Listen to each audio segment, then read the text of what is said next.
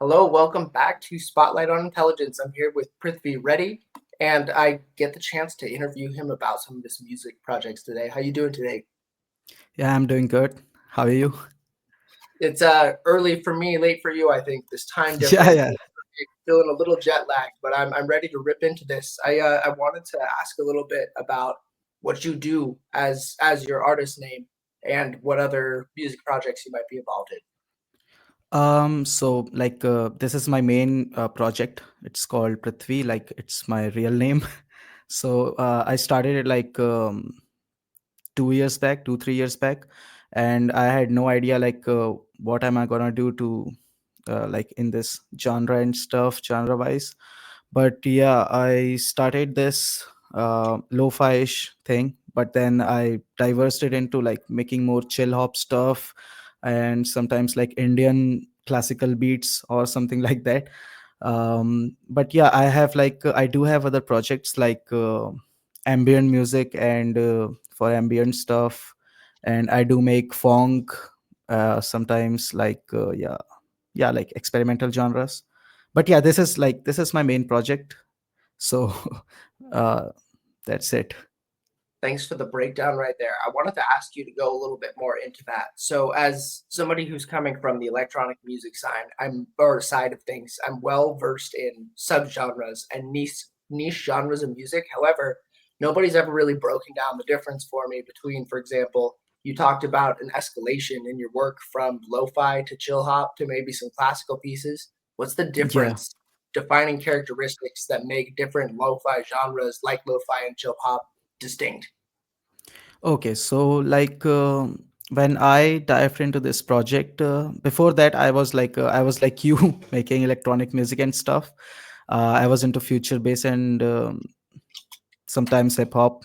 But yeah, when I got to know about this genre, lo-fi hip hop, it was like I first heard an artist called Kudasaibeats. Um I guess that's how you pronounce it. And yeah, he has a song. It's called "The Girl I Haven't Met." And when I first heard that song, it's a repetitive song. Like you can, it's the same melody over and over again. I heard it. It was pretty popular back in the day. And when I listened to it, I was wondering how can you make something so beautiful and less boring uh, by just using the same thing over and over again like a loop. And that's when I first wondered about this genre. And then when I later listened to more guys if I don't know if I've heard about this label called Chillhop, and this label called Lo-Fi Girl, which was back in the day it was Chilled Cow. Then I heard an artist called Kupla. I really admire him and I like his music a lot. um so that was when I first encountered something like that. And I thought like maybe take some inspiration from Kudasai and some arrangement ideas from Kupla and maybe fuse them together, and that's how you get um something like a chill hop. You know what I mean? Yeah. But yeah, mostly these today these the guys that make lo-fi are also like focusing more on soft sleepy beats because it's getting more popular. If you there's a playlist on Spotify, the official Spotify playlist. It's called Lo-Fi Sleep, and it's like it has great engagement if you ask me. And that's because I guess the reason behind it's because um, people like to listen to calm music to you know deal with anxiety and stuff, mental health stuff. So that's it. But like I wanted to do something unique with my style, to to put myself out there as an artist, because I can't just copy around other guys. So I decided to fuse this style with Indian classical instruments, which is and I use Indian classical scales Rag Bhairava, and there are many Indian classical scales. If you search, you can find. So I decided to make something more unique and which also got viral last year. uh, and it had huge engagement over Instagram, and people were making reels, and it was trending in the seventh place in the Instagram audio, so that's something if you do something out of your comfort zone, and if you make something unique, I don't know if you ever gonna get recognition for it, but yeah, it's it always sorts out in the end, I guess. So that's what worked for me. And yeah, that's it.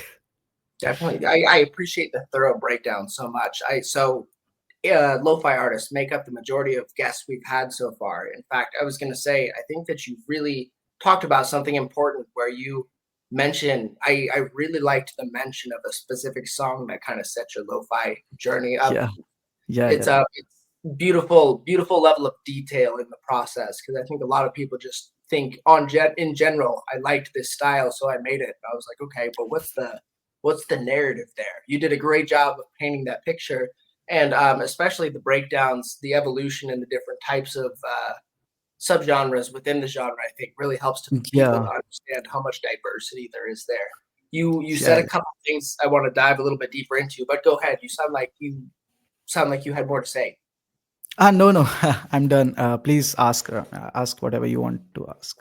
Oh, lovely. So I was going to say, if I can name drop a little bit, one of my prior guests, No Gimmicks, he talks about his South Korean influence in his music. What Yeah. inspired you to incorporate Indian elements, and why do you think that did so well in the lo-fi genre? Okay, so I'm from India, and I know No Gimmicks. Uh, his name is Jimmy, I guess. Yeah. So I know Jimmy. We haven't worked on anything yet, but yeah, I admire his music. I really like his style, and he's from Ireland, I guess, and he moved to South Korea. So I guess that's where he got his influence. But yeah, he started lo-fi with South Asian stuff. As far as I'm aware, yeah, he started lo-fi with South Asian, because it's another popular subgenre in this um, lo-fi genre. So yeah, so South Asian is you can check out artists like Teno and Raimu, and there are many artists they make South Asian stuff. So No Gimmicks is one of them, and I'm from Asia as well. I'm from India, as I said. So I wanted to fuse I didn't know if it would work out or not in the end, but yeah, I just wanted to try it at once. Then I started with a basic beat, and then I laid out the melodies. Then I found some I basically I did a 6 month study of the music theory, Indian music theory. I don't come from musical background, so I don't know much about music, but yeah, I read some books and did some research, and also joined a class nearby my home, so yeah, that helped me to understand more about the Indian scales, like Indian classical scales. And then I fused them, and somehow it sounded great, I guess, and people resonated with it. Indian guy, it was popular in India, so yeah, I guess Indians liked it. But yeah, I released like two albums. The first one's called Festival of Colors, which is a festival celebrated in India, and second one was it was called Festival of Lights. So I had two albums released with UK based label. It's called the Jazz Hop Cafe. I guess you have heard about it. It's a good label. Yeah. So when I first reached the guy, his name is Jack. He runs the Jazz Hop Cafe label. So when I first reached him out, I asked if you would be down to release some Indian stuff or not, and he said, "Yeah, you can show me if you have some demos or stuff like that." So I sent him two, three basic songs, which weren't finished at the moment, because I still wasn't sure what to do. So after he listened, he told me like it could work at that moment, but like you have to implement more, like make it more like for the listeners, like make it more coherent with the lo-fi sound. So then I dived more deeper, and like I had to put a lot of effects and like plugins to make it sound more soft and not too harsh, because Indian instruments, uh, they're a bit harsh, like there are Indian instruments like Sitar and Santur. They have like a high end, pretty good I mean, like they have like too much presence on the high end, and the air frequencies, you know what I mean, like above 10K. So yeah, I had to like really had to control the peaks there, so to get to get them sound good together with the lo-fi-ish spectrum. So yeah, that's how it worked, I guess, and people really liked it. Like they are available on YouTube, and I guess most people say like they have first heard the lo-fi fusion of Indian instruments through me, but I am pretty sure like other guys make it also. I don't know about it, but yeah, but they said like they first heard it from me, so that was a good thing for me to hear. Definitely, yeah. It's an incredible story. It sounds like you've, personally inspired a lot of musicians with your you found a unique niche to kind of enter in with, and it sounds like it worked out. What I really like, especially about that story, is the narrative between you and the label, Jazz House Yeah, Cafe, saying you've got something here. It just needs a little refinement. Cut out the high end and some of those unique instruments you use, and we maybe yeah, have. So I think most people would they'd try something new, they'd get shut down, not listen to the counsel they've been offered. You stuck it out, did your research, and produced something brand new. yeah, So that's it. I really like the That's breakdown, and I especially like the specification of like the South Asian side of lo-fi, because I find myself trending towards those sounds because they're unique. It's like it's ear candy that you don't find in traditional lo-fi. And yeah, yeah. I want to say I appreciate you pointing me in that direction because now I know what to look for. Yeah, that's good. Um, I want you to, if you can, maybe tell me a little bit more about your history and how you discovered music in the first place. Yeah, I really like this story you mentioned or hinted at about the home baked musician. I don't come from a musical background. Well, what kind of things did you do to immerse yourself in it? What did you say made the biggest difference in helping you become a musician? Okay, that's an interesting question. I guess we'll have to sit for like a day or two to point all those things. Just kidding. Okay, so like it was like I guess September 2018, as far as I can remember. I was um, I was in college, like second year. I was doing my degree in bachelor in computer science. Like yeah, so I was like doing my college, and I didn't have like time for many things because my college was like 9 to 4, you know so you don't get like much time to work on stuff. And that time I was also taking tuition classes. It would sound funny, but yeah, that was something I wanted to do to like earn some extra cash to invest in stuff. So i I was like 9 to 4 I would go to college, and then when I come back, like I used to came back like 4:30.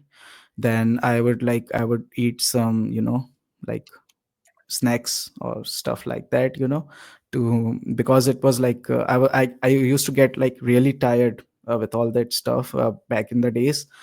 So then I would like take the tuition classes. It would last like 3 hours, and then i I sit on my computer and discover some new things to learn, because what they say, like 20s and 30s are your like is the good time to learn something new. That's what they say.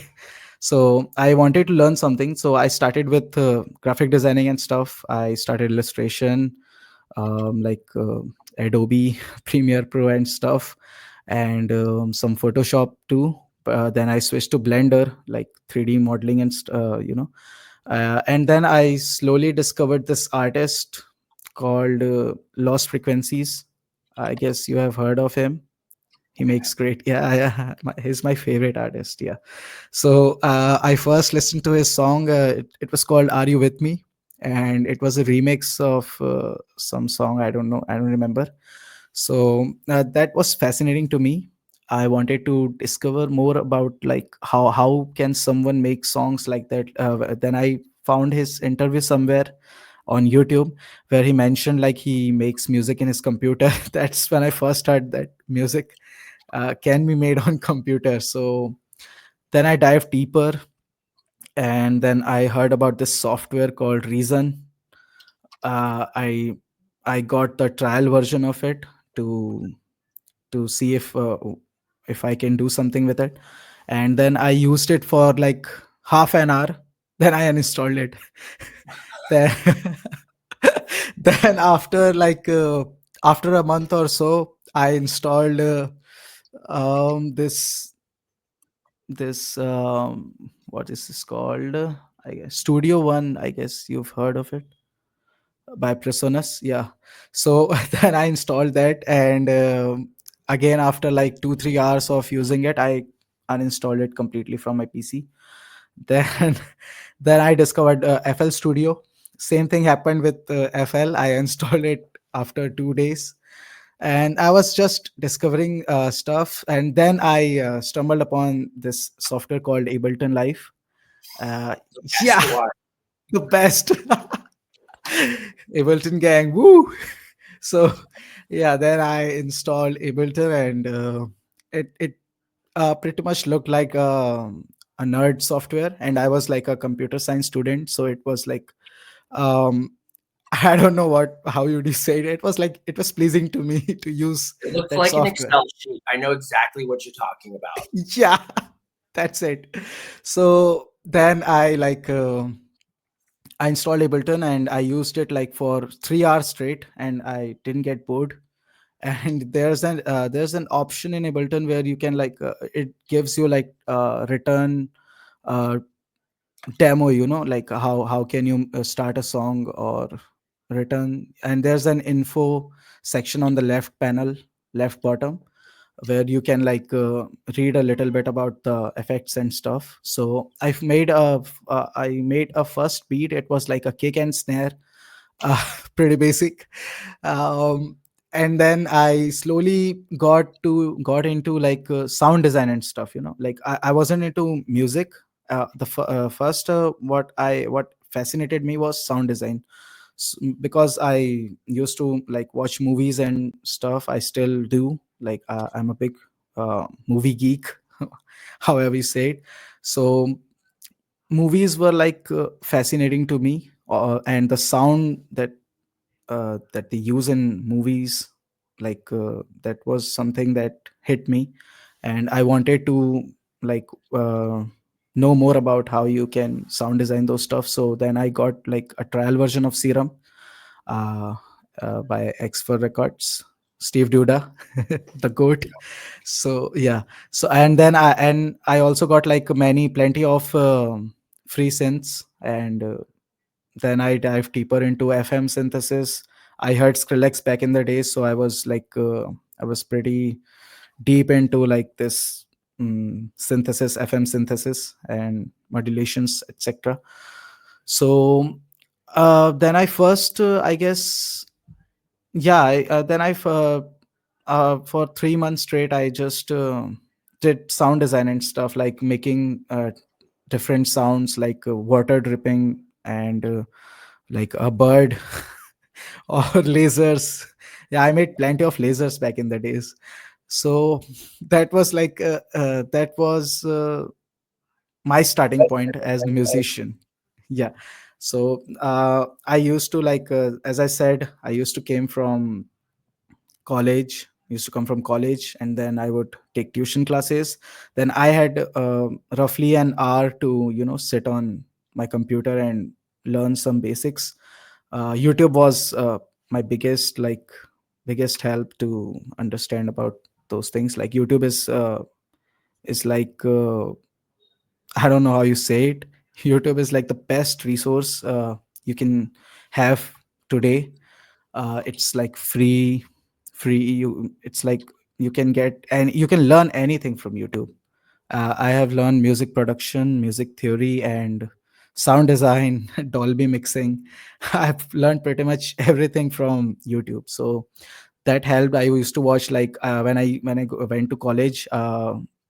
People would they teachers gave us like programs to make. So what I used to do was I put a YouTube video in the background where a guy is explaining what the heck is an FM synthesizer is, and I that was playing in the background, and I used to like code for hours in the college, and that's how it went. Like I was like basically I was curious about it, so I guess that's one thing, because when you're curious about something, you dive deeper into it, and once you get the hang of it, it's pretty easy. So that's how it happened. But yeah, I started into 2018, but I made my first song in 2020, which is like two years. Yeah, I took 2 years to make a music. So that was because I was into sound design. So that's it. But yeah, I made my first original song in 2020, which was a trap beat, and I'm I'm ashamed of it. That's how it is, I guess.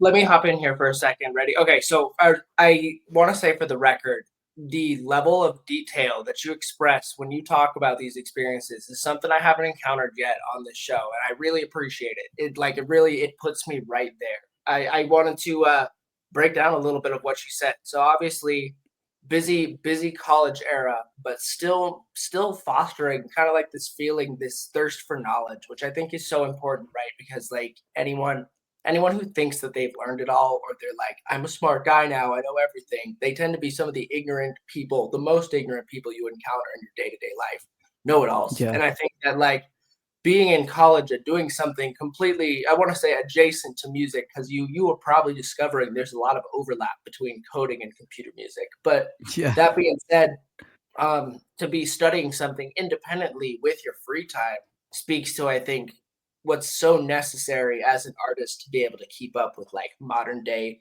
innovations that other people are doing. Not even in a competing sense, but just like a how are you going to continue to exist on your own, right?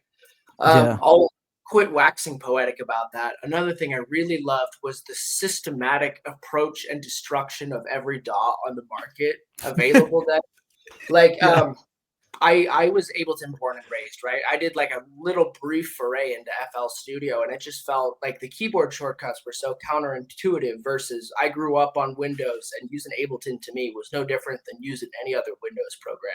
This is not officially sponsored by Ableton, but it is the best DAW on the planet, and I swear by that. yeah. That's right.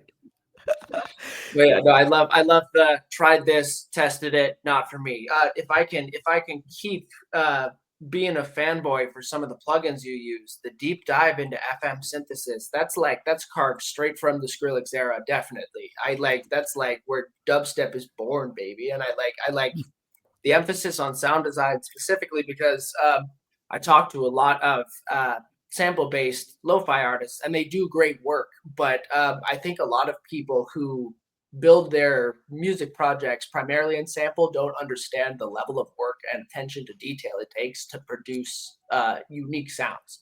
I'm Yeah, a little that's bit of right. a sound design nerd myself, mostly for like Oh, gross EDM sounds. So like I would love to hear how that was utilized in lo-fi. I'm impressed. okay.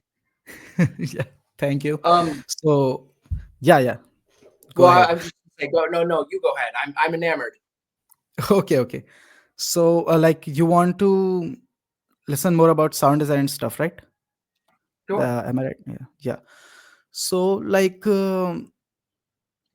with sound design and stuff, like, firstly, I want to talk about like what you said, sample-based musicians, right? So, I have a huge respect for them.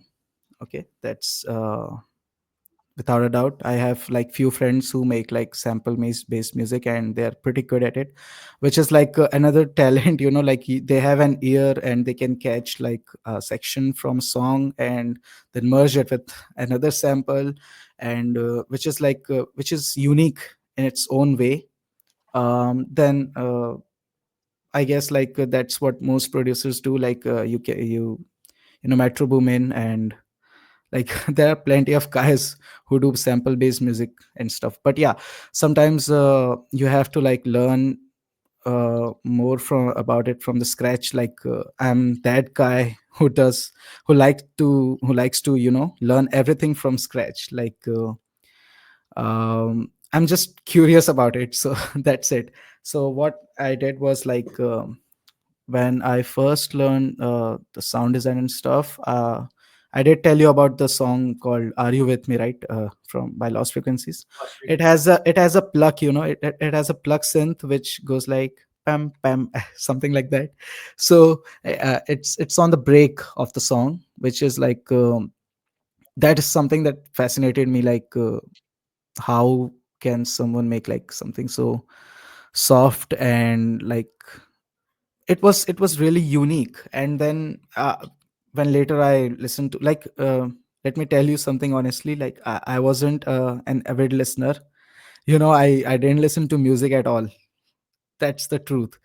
Like when I first started listening to music when I was 15. I'm 23, by the way, at the moment. So I first started listening at 15, I guess. And then I discovered many artists like Skrillex and many artists, Virtual Riot. you know these guys are like the pioneers of dubstep and bass music. So that was when my ear got like ear wanted to I wanted to listen more like more unique stuff, but I couldn't find it. So I started diving into this the subgenres of like dubstep and soft core and stuff. There are many metal. I used to listen to a lot of metal. How would they do sound design with their guitars and many more stuff like that. But then eventually I would come back to like using soft sounds, like the sounds that are easy to your ears. So that's when I learned about this thing called subtractive synthesis. You know what I mean? hmm Yeah. So subtractive synthesis was like using a sound and then taking things out of it.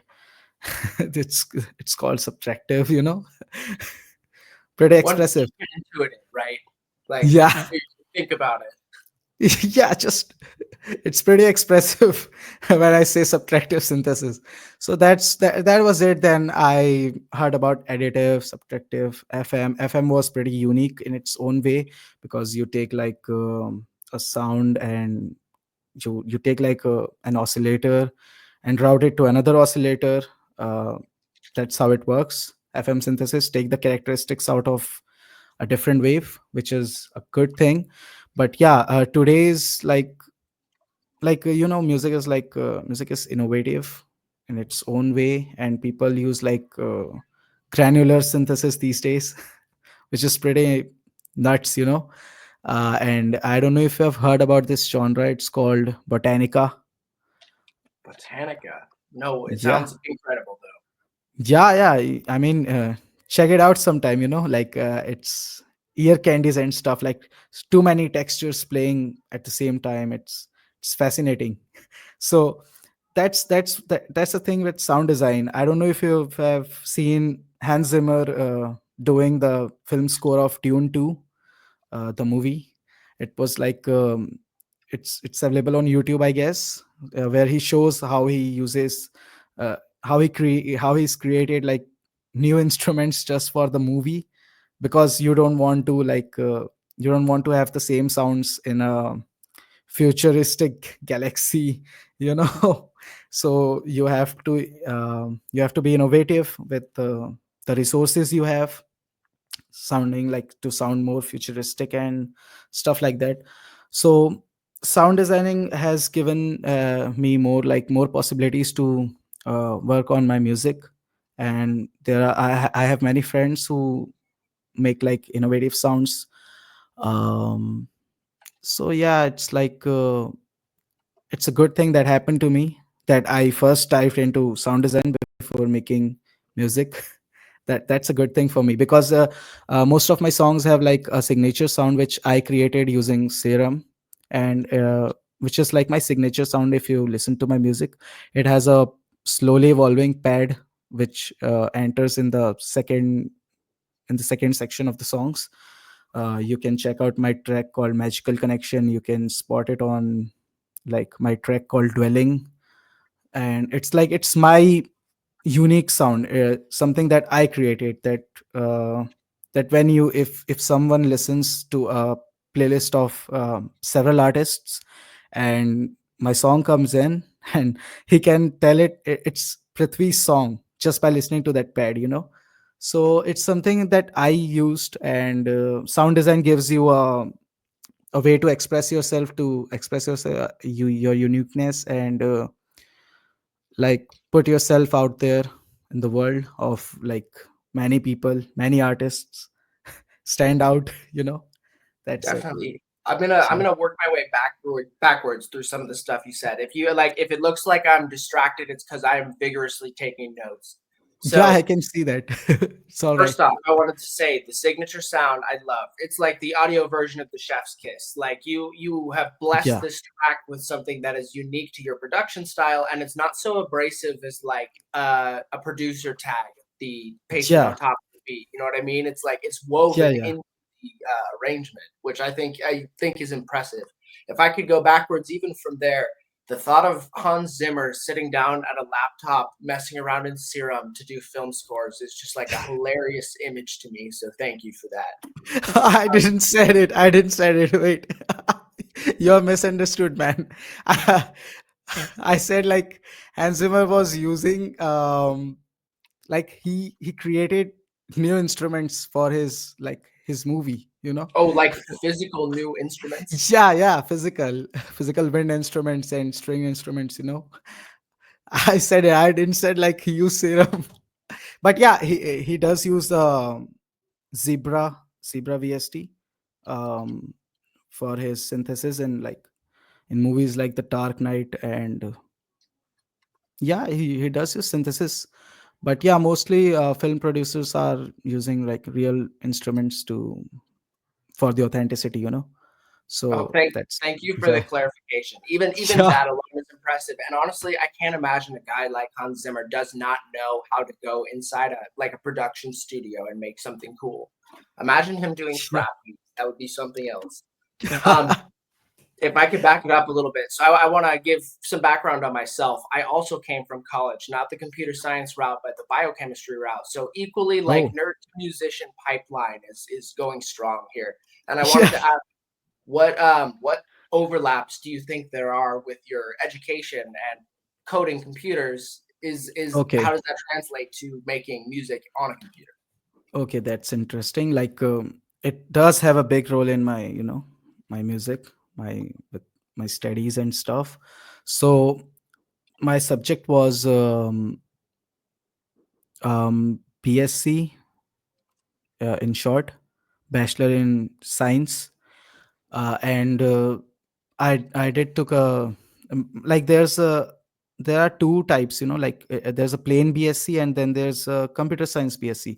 In plain BSc, you study like subjects like maths, physics, chemistry.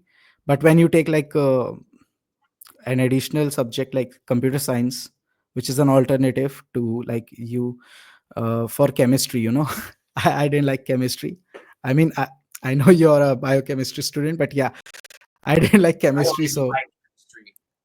So yeah, I'm not taking it personally. how ironic, man. So yeah, I did take like computer science to, you know, to kick out chemistry from my subjects. And I was like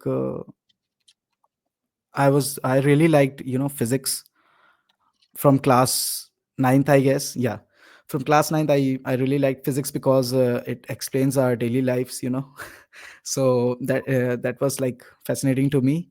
And physics helped me learn more about sound design, like sine waves, and like there are interferences, when like there are some guys who still don't know about phasing issues, you know what I mean, phasing issues that they encounter while mixing. But before making music, I knew that sounds do clash and cancel out each other, like the constructive interference and destructive interference, you know what I mean. The I do concept, exactly what you yeah. mean. I think a lot of people listening won't, and I'd love to explain some of those in layman's terms, but keep going. Yeah. So, like, the thing with constructive interference is that, like, it helped me understand more about, kick and bass, because when kick and bass, they both play together, like they clash, which creates digital distortion and stuff, like the dissonance.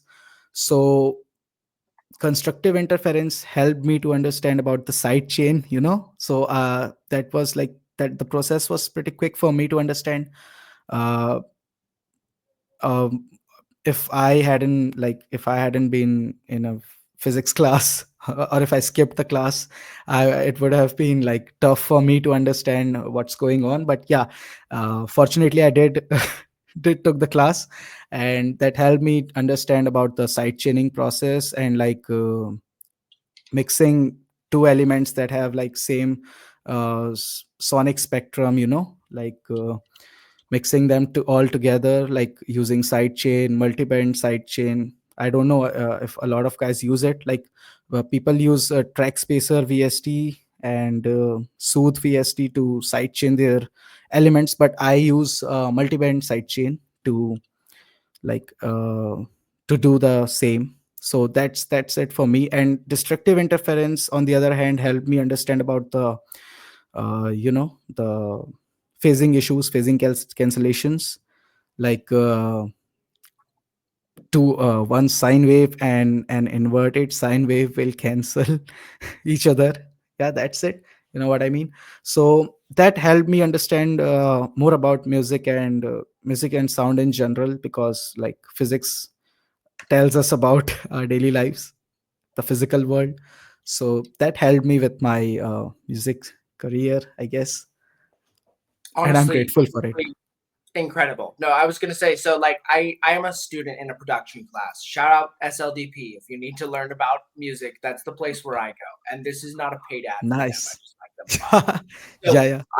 I really related to what you said previously about YouTube University. You can pick anything up, because I am very much as I am like a homegrown guitarist that eventually went on Oh, to be able nice. to teach guitar. I'm a homegrown Great. producer. Like I produced on and off for 10 years before I ever took a class on it. It was all YouTube based, and I did not have the enlightenment that this awareness of sound physics gave you when going into it. So for me, the last Yeah. thing on my journey was to discover things like, why do I need to sidechain? Why do I need to use why do I need to worry about stereo inversions and phase cancellations? It Yeah. was like physics was literally the missing piece in my Yeah. production knowledge, versus like most you answered the age old question of why does my mix sound like shit using science, and Yeah. I'm dumbfounded. That's great. I mean, like, I too learn like guitar from YouTube. I'm still figuring out how to play the F chord, like the bar chord. They're brutal. Yeah, man. If you could point someone to the YouTube resources that made the most difference for you, I'm sure there's a lot, but do any stick out in your mind as particularly helpful? Okay, so um there's a producer, he's known as like Elephant, I guess. But yeah, I mean, I'm pronouncing him as Elephant. I don't know the spelling. Wait, let me check. Let me double check. Yeah, it's ELPHNT. Elephant. Yeah, he makes like cool videos. He also makes Max for Life devices for Ableton.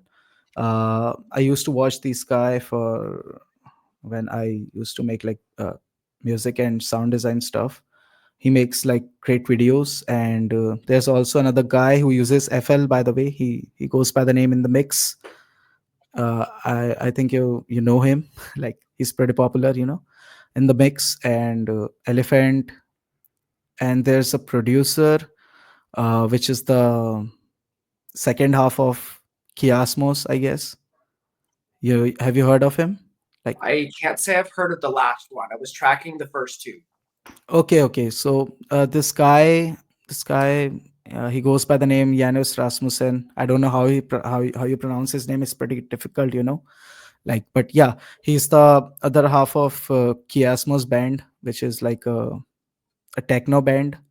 Um, the other half is Olafur Arnolds. I guess you know him. He's I pretty do like, know him. yeah, like, so that those two guys make like a techno alias, That's crazy. through. Oliver Arnold's making techno. You may have just turned me on to something special, but please Yeah, carry yeah. on. Yeah, I mean they do make like great music. I guess they were like nominated for Grammys, I guess. They Yeah. deserve it. Yeah, man. I mean, you can also find the breakdown of their song called Looped, I guess. Yeah, on YouTube. They have a song called Looped. So, yeah, I mean, the other guy, he's not really famous, but yeah, he's a really great musician.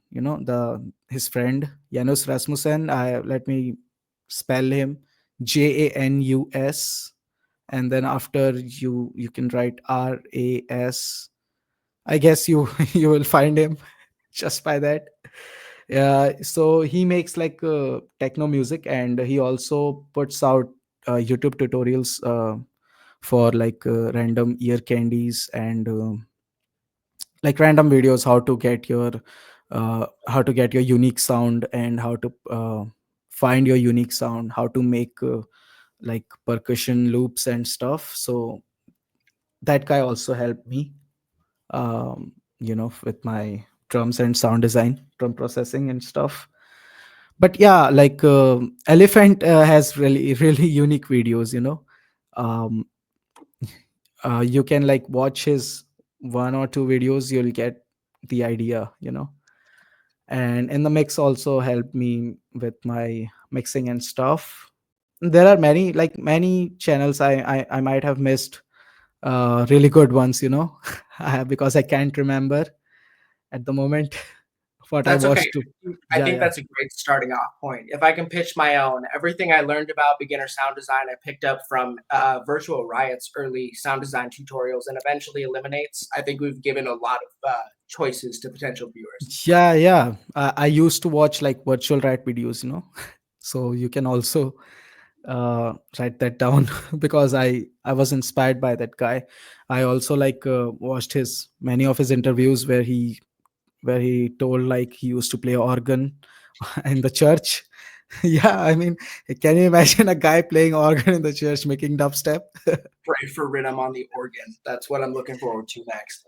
I'm going to redirect a little bit here because you said some stuff early on that I wanted to flash back to, specifically with regard to labels. So you talked about your career being roughly, you said started in 2018, right out of college. So you've seen, comparatively quick success, which I'm excited for you. I specifically wanted to ask about your experience with labels. Whenever somebody drops the Chilled Cow name, I know I'm talking to like an OG Chillhop head.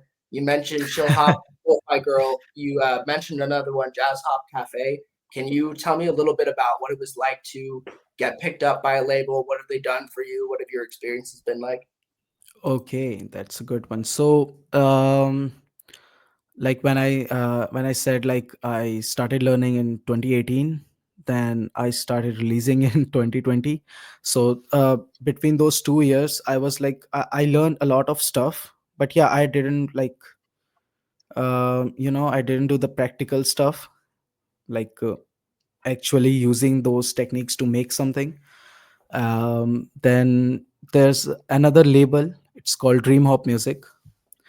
The guy who runs it, he hugely helped me with my music career, like shout out to him for making my career. I can say that, yeah, I can say that proudly, because that guy is like, he's too humble. And uh, when I first encountered Dreamhop music, it was like, it's a really good label. I mean, it's not just another lo-fi label, like they have a standard for their sounds and stuff. And there are some guys who do not look for who do not work for money but the quality, and Dreamhop is one of them.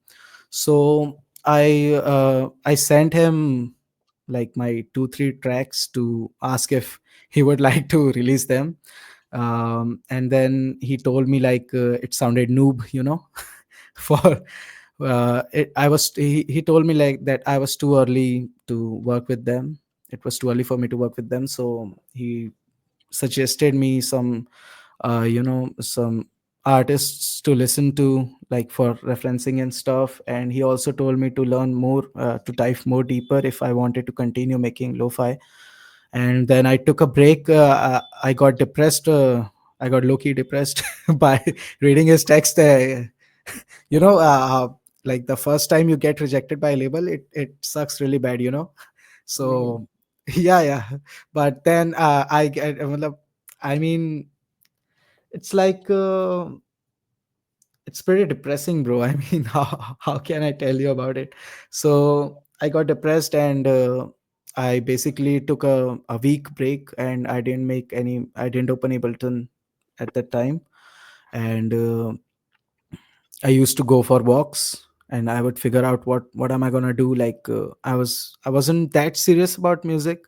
I still wanted to pursue something else, but I was still thinking like, how am I gonna make something that sounds pleasing to like labels like Dreamhop and stuff, So with that being said, I came back home, and then after 7 days, I guess it was Sunday, I guess. I don't know. I can be more precise about it, but yeah, it was Sunday. After taking a break, I texted that guy again, asking what should I do. I mean, you told me to listen to the artists, which I did, but I don't want to copy those guys. I don't want to copy those their styles just to release something with you. Can you tell me more about it? And that guy, he said, sit down on your computer and just try making rough structure first. So he told me a basic structure.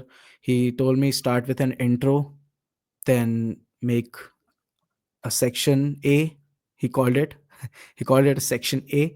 Then he said, introduce a section B, which has the same elements as section A, but with a counter melody or something little going on at the top, or maybe introduce some drums, percussion loops, or something like that, or foley, something. Then after that, you introduce a break, a little short break, where you put another element that like something like counter melody, or make some changes to the chords, like break the chords or something like that. And then after that, you introduce the section B again with the break melody mixed.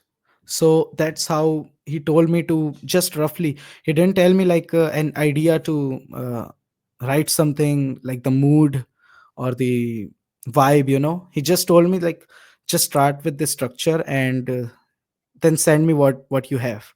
So I sat down. I first structured, I like put some chords and some melodies. I didn't know how to play the keyboard back in the day, so all I did was using my mouse to draw the notes, and manually like bringing up and down velocities and stuff. It was like, it took a lot of time for me to manually do it. So um then I got to know about this velocity automation and stuff. Like, not exactly automation, but yeah, Ableton has this device. uh Bless you. thank Yeah. you. Yeah. So Ableton has this velocity MIDI device, which you can use to randomize the velocity, like right now. I mean, I'm telling you. Yeah, I'm telling you, like back in the days, it was like Ableton Live 8, right? We have 12 right now, but yeah, it was Ableton Live 8, which didn't have like randomization, velocity randomization. So I had to use like this MIDI tool for that purpose. So like velocity, playing with velocity is like the most essential thing in this music, this type of music, because it's not EDM. You don't have to have the same energy. It has to sound more organic and human. And velocity is the is the key factor to achieve that sound. So what I did was simply, um I did the what the guy told me to do. I just structured things here and there, and then I sent him the rough idea I had, like for after 2 days, I guess. And then he told me to add some more melodies to it. I added more melodies to it. Then he told me that the mixing sucked. So that was again depressing to me. I took another 7 days break to figure out what the heck is wrong with my mix. So what helped me the most was what I did after that. What I did was I reached out the artists who were already signed to the label, and asking around how can I improve my mixes. And shout out to those guys. They were like really transparent about the process. They didn't gate kept anything, and they told me everything, like their mixing techniques and their composition hacks or something like that. I don't know what would you call it, but yeah, that helped me with understanding more about mixing and stuff. So I took after that I took another break, and I learned all things about the mixing and mastering and stuff. And then I went to that guy again, the Dreamhop guy, and I sent him the idea which I had. And then he said it sounds good, but it's still missing something. Like it's still missing the human nature, like the musical, you know, The like the X factor. spirit. Yeah, Yep. the spirit. It's missing the spirit. So I was again depressed. Like this is like endless trauma for me. How am I gonna deal with it? And then I took a complete break for a month. I didn't do anything, like I didn't make any music. I used to play video games though, which is the worst thing, Like, I mean, it's good if you take a break, but uh, I got carried away, So then I came back again, and I thought, like, maybe maybe I should try a different demo. So I completely deleted that older project, and I started with a new project. So what I'm going to tell you was the key feature that helped me improve my music. What I did was I took a challenge for a month where I have to make one beat every day. Okay. So I would like I passed my college, and I had like holidays for 1 or 2 months, so I decided to just lock in myself. So yeah, I started making lo-fi music for a month straight, and daily I would just write a different idea. And whether I'm gonna finish it or not, I'm just going to write it. That's what I said to myself.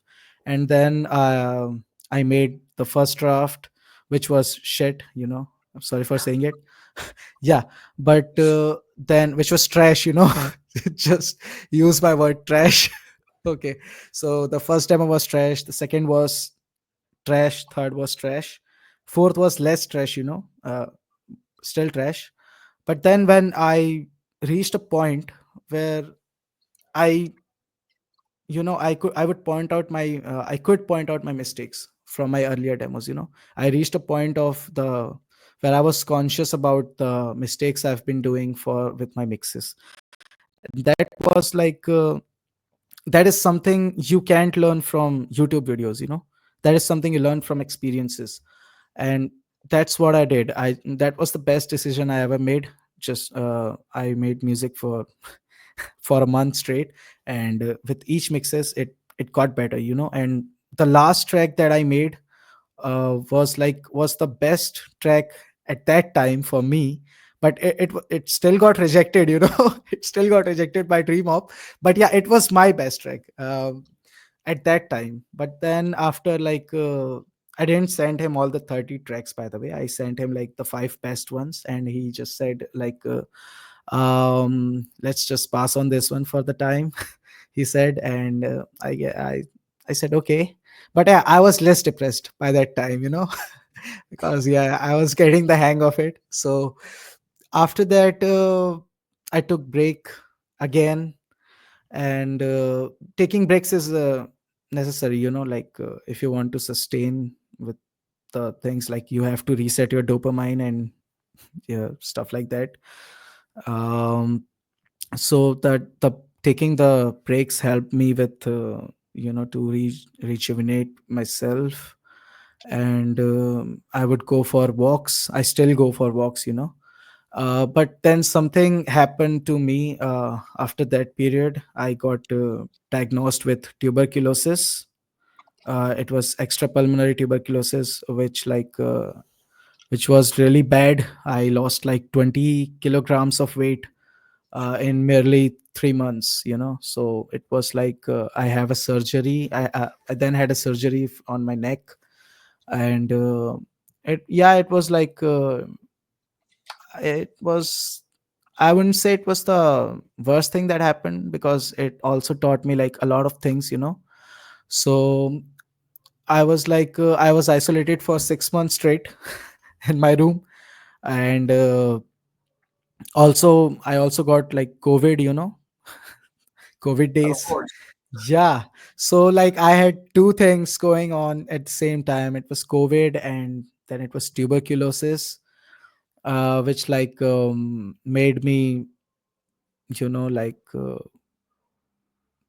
I don't know how to say it, man. But no, I mean, like, it was a bad time. But yeah, so I was completely disconnected from music at that time. Then after I recovered, I was in a different city when for the time being. Then after, when I came back, and I felt a little, little energetic. Yeah. you know I felt a little better, and then I started working on music again, which was like, um, which was my therapy at the time. The music music was my therapy, because like, from childhood, I'm not like, I'm a bit introverted type. I don't go out much with people. And I have like very few friends. But yeah, they're very, uh, they help me in from my earlier days. So yeah, I mean, friendship helped me get through it. And my parents are very supportive too. So that was like a rough time. But yeah, just let's just move forward. When I came back, I um, started working on this project that I would later release as Lullabies for Night Owls, which was my first Dreamhop album that I released with Dreamhop finally. Finally secured Yeah, the bag. finally. That gave me a bit of confidence, like, my first stepping stone. So yeah, Dreamhop, like, I sent the guy 10 track album. I guess it was a 10 track, I don't remember. But yeah, he said like, he really liked the tracks that I sent him. I also did a few collabs with the Dreamhop artists on it, and which also helped me. Yeah, collaboration is also a great thing to, uh, widen your broaden your skills. Like, I worked with Japanese artist. He goes by the name Refield. He was like my inspiration back in the days for making lo-fi and stuff. So I used to listen a lot of his music. And I was lucky enough to be able to work with him back in the days. And yeah, like, there are plenty of artists who inspires me. and who inspired me throughout my musical journey. I still admire them. I still like talk to them every now and then. But yeah, so collaboration is also another main a key thing to, as I said, broaden your experiences and your spectrum on the sound. So that's what helped me, I guess, with all the thing with the taking breaks and uh, like experimenting stuff and making beats over and over again until I realized what I was doing wrong. So Definitely. yeah. If I let me know, listen, I got so much more than I bargained for with that labels question, but you killed it. I wanna rip into some of the stuff you mentioned. So first off, the back and forth experience you talked about with Dreamhop, that is so real. I don't Yeah. think you understand how relatable that is on a deep level. And I think a lot of people aren't prepared for the level of rejection they're going to get because it's not just I made a song, they rejected it. I overcame, I submitted again, and they accepted it. This was like a battle with a depressive episodes of a week long in between. That really Yeah. it marks the journey of an artist to understand that it's not just like a switch is flipped between exception and rejection. It's like a long series of this sucks a little bit less, sucks a little bit less Yeah. than it did previously. Yeah, so honestly, I resonate real deeply with the like, okay, and that flopped. So then I took a break and came back to it. I really like the dedicated approach you took. Make a new beat, a new concept every day for 30 days. I think they kick around that suggestion a lot to new producers, and so Yeah. few of them actually are ready to commit to the work that takes. Because I'm just as guilty. I still find myself pulling open old projects that I have sunk like months and months of time into. And I know it's probably not going anywhere, but it's like sunk cost fallacy, right? Like if I put so much work into it, it has to be worth something. Yeah. So Yeah. like That's it. being able to let go, identify when something is not worth the time it took. I think no better way to do that than trial by fire, make 30 beats in 30 days and let only the strong survive. Um, Yeah. Another thing I wanted to mention on too, like I was sorry to hear about the tuberculosis diagnosis. Specifically, being isolated for 6 months sounds like a brutal experience. I can see why Yeah. you would. Uh, I would hope you had music to keep you company during that time period, but like I that I was also there during the COVID area. I caught the OG COVID that had me set back for like months. So it was a bad time for everyone. I can't imagine getting that back to back with something even worse and then coming back to the music scene after that, like as a way. It almost sounds like healing to me in a sense. Yeah, man, it was quite a journey, and it shaped my experiences for the rest of my life, I guess. So it's a good thing, I guess, what happened, We whatever happened. I have had so much fun in this interview, but I want to start to drive things to a close. So I guess the last couple things I'm curious about is I'm actually gonna kind of rapid fire a bunch of questions at you. I want you to pick what sounds most relevant to you, right? So as a Okay. tech savvy dude, how do you use the internet for your own musical benefit today? Like what kind of platforms do you use for like distribution, promotion? And in that same line, like what kind of advice in general would you give new artists starting out? Any closing thoughts and any ways people can find, listen to, and reach you? Okay. So for distribution, I use several distributors like Identity Music and Downtown Music Services. I got introduced to them by my labels. The labels use those distros for distributing the music. So I reached the team and asked about an offer they could make to me for releasing music with them. But yeah, people use DistroKid and other distros, which are really good. But I guess the DistroKid, the DistroKid support sucks. They don't So get I've back heard. to you on time. Yeah, yeah. So they need to have a dedicated team working for the support and for the artist support area. And that's what I really like about Identity Music. They have like a 24 hours feature which is not essentially 24 hours. You can like send them a text on their dashboard, and then they get back to you when they have time, which is real quick. And they also pitch the music to the editors, the Spotify editors, for playlisting opportunities. So that's like that is something that I use for distribution. And I know a lot of guys use TuneCore or Too Lost, and they're also good. But yeah, I haven't tried them. So, but yeah, I really like Identity Music. So shout out to them for giving the artist support, for free. I mean, not for free, but yeah, for For what no they, additional package. yeah, yeah, they have a percentage, they take a bit of percentage from the your overall revenue, but which is worth it, I guess, because I don't really release music by myself. I mostly release with labels, so it's all good for me, I guess. I release very often because, so yeah. And then you asked about like advices for the starting artist, right? The artists who are beginners at the moment. Or like, So what do you know now that you know, or what didn't you know then that you know now that would have made a difference? yeah. So I guess the main thing is like the first main thing they should know is that always believe in your ears more than what you see. Like if you see a phasing issue but your ear says it's all right, then it's all right. Um, like believe in your ears more.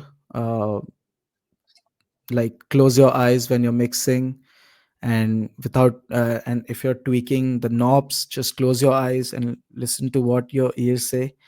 And if it's sounding good to you, it's good.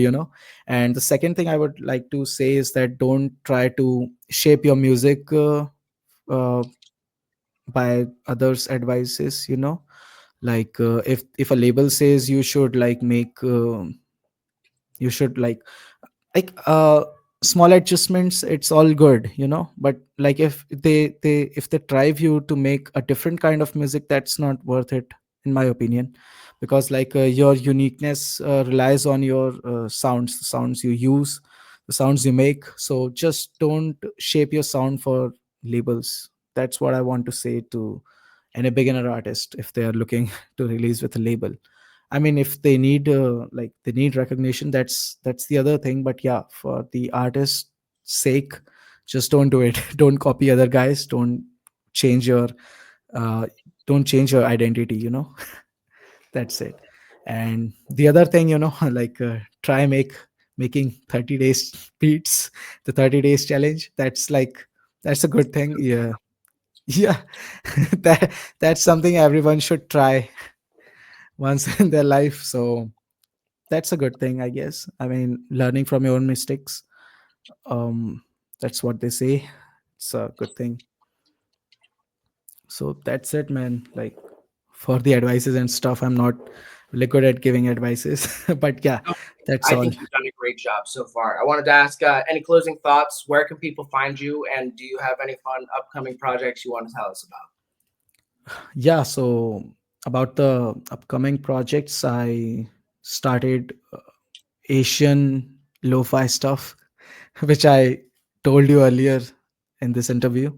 So I have an album coming really soon. I don't know the date right now, but yeah, it's going to be dropping this year as well. I guess the first half of this year, hopefully. And I guess that's it.